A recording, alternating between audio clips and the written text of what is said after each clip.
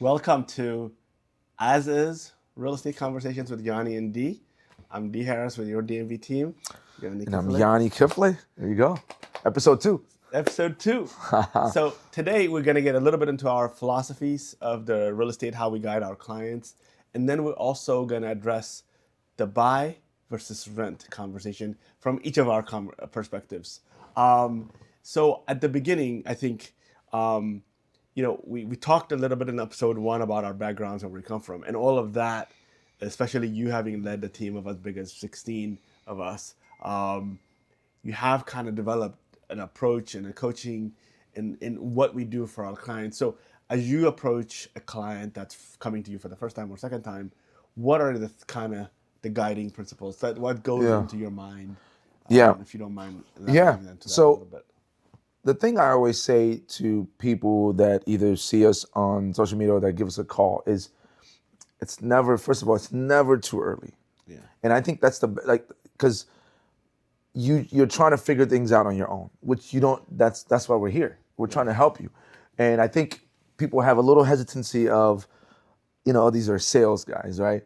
And I can honestly tell you, we're different in the name, again, as is. We tell it as it is. We're not yes people. Not everybody is in a position to buy. And it doesn't always make sense to buy, right? And I'm going to actually put a video about that. Everybody that I know you think all realtors, it's always a good time to buy. You have to buy. But sometimes it's not. So the approach is, first and foremost, we're here to guide you as early as you need. So when we do our seminars, our webinars, I said, even people that are, 3 years before, 3 years, your plan is 3 years to purchase in 3 years, it makes sense because we help you put a plan of action together, right? It's not rocket science. Real estate is not rocket science, but obviously we've helped thousands and thousands of clients. We know kind of what works. We have the resources that we use, whether it be lenders, whether it be title people, homes. So my philosophy has been to the public is we want to hold your hand, especially first-time homebuyers. We want to hold your hands through this process. Exactly. Even people that are looking to kind of get in the investment side. You don't have to figure this out by yourself, right? We're people that have done it, right? Yeah. That's bought rental properties, that have bought flips, that's done flips. And so we are here to kind of guide you. So I don't want you to look at us as salespeople, right? We are individuals just like you that have a company that helps people buy and sell real estate, whether it be investing, first-time home buyers. But we are people, dads, right? Husband, right? And so we're here to really take you by the hand and guide you wherever you need. And so my philosophy has always been educating the public. Yep. And that's why I put out the videos that I do, is really, if you watch my videos from start to, from the beginning of when I started to now, you can go through our YouTube channel and watch the videos, the informational videos, and you will know probably the same information about real estate that I know, because we talk about so much, we provide all the information. So I think my philosophy has been to kind of guide people through this process by hand-holding and really provide as much information as possible. And hopefully that kind of answers your question. Sense, but that's kind of been my approach. I think partnership is what I hear. Partnership, really and people, right? Somebody that you can trust, and not somebody that's here for a paycheck, a commission. Really, somebody that's going to be honest with you and be like, this may not be. It may not be in the best advantage for you to buy. Exactly. Somebody that can tell you that, right? Or when you're selling a home, you know what? I'm not here to just put your house on the market and make a commission. This may not be a good time to sell for you. Yeah. You may want to wait another year, or you may want to wait a few months, right? There's not a lot of people that would tell you that, but that's kind of like that approach of we're people that you can trust, that's going to tell you what is best for you, not as what is best for my paycheck, my pockets. And exactly. I think the other thing that I want to take, and that with that coupled, the other thing that I like to bring to the table is this whole wealth building concept, right? We want to have that relationship with you, not just for buying your first condo. Just like you have a doctor you go to for your primary care, right? You have a financial advisor for your from a stock perspective. We want to be, and I want to be that agent that realtor for life. Helps you with the realtor for life. Yeah. Because what we really want to do, and we have a lot of these stories we can talk about, where we have built somebody, I had a client, this was honestly 2012, 2010. She came, she's like, I'm ready to buy a townhouse. I'm like, are you single? I'm like, why don't you buy a duplex? Yes. And she never thought about it. And then to this day, she really thanks me for that. It opened her eyes. She's like, oh, I could do that? I'm like, yeah. And then she bought that duplex. She lived in one, rented the other, right? 5 years later, she calls me. She's like, okay, I'm ready for a bigger place. But then she'd done so much in the apartment that the apartment was taking care of itself, but also it was generating about $700 to $800 a month. And she was putting enough money down on the next house that basically her payment was nothing, Yeah. And she was like, if it wasn't for you, I wouldn't do this. Yeah. And then, so I'm using this as an example, but that to me, it's a wealth building concept, And you don't have to own 20 houses. You don't need to, You could own 2 or 3 of these houses as part of your overall financial portfolio. We just advise you on these. And I think we do that. And then, you buy, and when you buy that next house, it's just 5% down because you're just in the duplex. We talk a lot about this. Yeah, we do, yeah. But that's really at the heart of what I believe in my heart is to help you build your wealth in the real estate side of the game.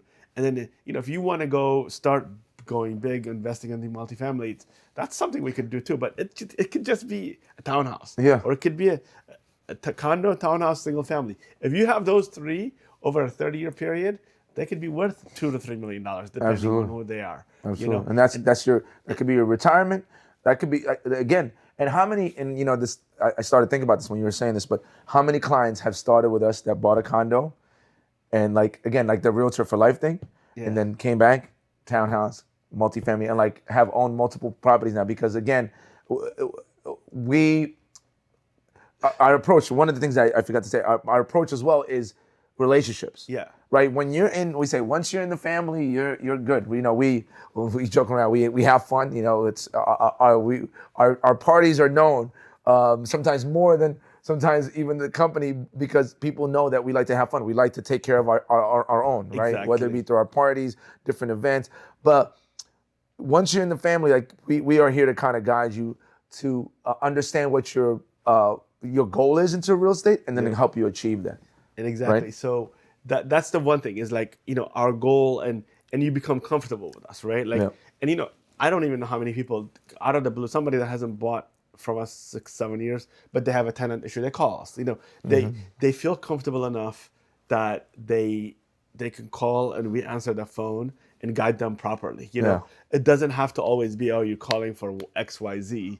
It's a relationship, And I think one thing you do really well is excellently is we have these annual client appreciation gatherings, but beyond that, you do basketball. We do so many different tournaments, and depending on the year, there was that Ethiopian. I remember a couple of years ago that Ethiopian team came to Virginia. You had a bunch of tickets that you bought. Yeah. There's so many Wizards tickets. We do so many things to just kind of, or even happy hours that depending.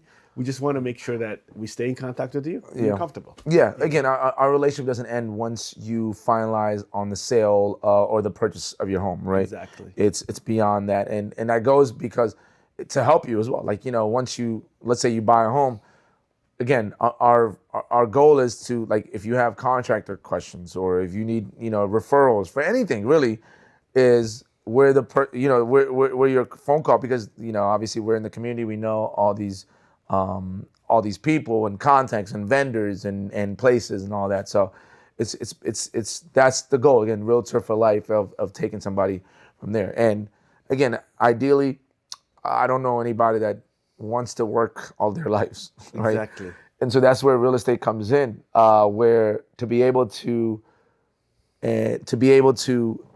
acquire properties that one day will help you retire and you have enough cash flow where it replaces your 9-to-5 income. That's the name of the game. That would be the dream come true. So with that said, we've kind of shared our philosophies, and so let's talk a little bit about. A lot of times people grapple with, do I buy or do I? No, yeah. What are your thoughts first for buying versus renting? What's what do you say to people, or what are the questions you would ask them normally? Yeah. So there's a couple of reasons why somebody wouldn't buy, or they think they can buy, right? There's first and foremost, the one question I get is, hey, how much do I need to make to purchase, right? Ultimately, that's a great question, but I think a lot of people forget that it's not only about your income, right? It's the debts that you have, right? So a lot of people say, I make this much, but you're missing one key factor that I can't answer that question without knowing, which is, what your monthly expenses look like, and that's what lenders look at. Yeah. Ultimately, they look at how much you make versus how much expenses you are, and that ratio needs to be at least no more than, let's just say, for just conservative, 50%, right? But the other big thing is, apart from credit, which credit can be changed, can be adjusted, is the upfront money. Yeah. Right? Down payment, closing costs. And that's kind of the biggest thing, right?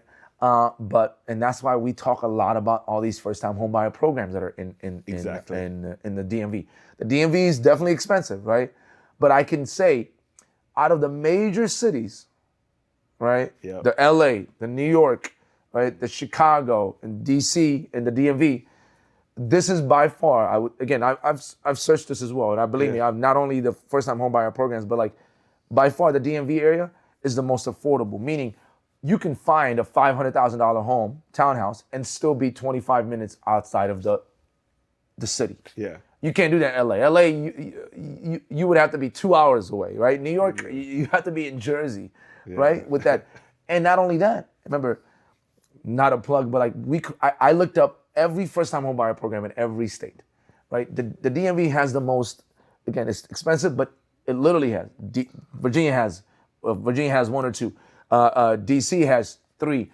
Maryland has multiple programs, including the only, I think when I did my research, the only program that can pay for your student loans. Yeah, they could forgive. Yeah, forgive, loans, right? So, again, the information is sometimes the people don't know about that. So, ultimately, you've been paying rent for how many years, right? And I tell people, I think we say this, you're paying a mortgage. It's just not your own. Exactly. I mean, if somebody pays, I always say, if they're established and they have their degree or they're working somewhere, doesn't matter a degree or not, but you're paying $2,500 to $3,000 a month, it's better, and I always say this, it's better for you to own a condo, have a place to go to, than just continuing to rent. Yeah. Because that math, you've done a lot of those. Yeah, $2,500, you're wasting money. It's obviously, it's not for nothing because you're paying for a place to stay. But ultimately, after those 4 years, you have nothing to show for it. You have nothing to show for it. You know what I mean? And you don't get the tax deduction for the interest. That's equity. Equity you're building. We talked about the first episode. You started your investment by buying a condo first. Yeah. And out of that, taking the appreciation equity out of there to buy a duplex. Exactly. And that's where it starts. It just starts there. And if you're if you're making 50, 60K, and if you're paying $3,000 or $2,000 a month, you need to really consider, we always say, buy versus rent, unless you're, if you're in the DMV just for graduate school, right? Yeah. And that's a different story. That's and that's the video I was going to do. So the only time where it doesn't make sense to buy is if you're only going to be in an area for 1 or 2 years and you do not want to be a landlord. Exactly. That's it. That's the only time it doesn't make sense. It doesn't make sense because even if you're here for 1 or 2 years and you buy somewhere in DC, wherever you are, you're in Minnesota, you buy downtown, wherever you are, if you are there for a couple of years, but you buy something, you can always rent it, turn it over to a property manager, and that thing is built. Because we have military families that have a couple clients that have bought everywhere they lived. Now they're retiring, they have 5-6 houses. Exactly. And it's actually, when you move around, it's actually sometimes a benefit because it allows you to buy a home as a primary residence with only the percentage down that it requires when you buy. Yeah. And so when somebody says, I'm only going to be in here, if you can get outside of the box of if you're okay with being a landlord, which again, there's some people they don't want to, but if you're okay with it, then it makes, if you're in a position to buy, you should buy, because now when you move to another place, then you can use your primary residence option status and buy another one there with a little down. Exactly. So this whole buy versus rent, if you have a challenge with the credit score, then let's work with it. I think it's information. It's information that's missing. And I think people assume that, okay, there's options. That's what I'm saying. It's like, that's why I always say, just whatever it is, if you have any interest, no matter what situation, please just talk with us, because again, there are people, I'll say this, there are people with lower credit scores than you, that make less money than you, that don't have nearly enough money saved more than you, that are buying homes. Yeah. Right? And so it's just about getting that information.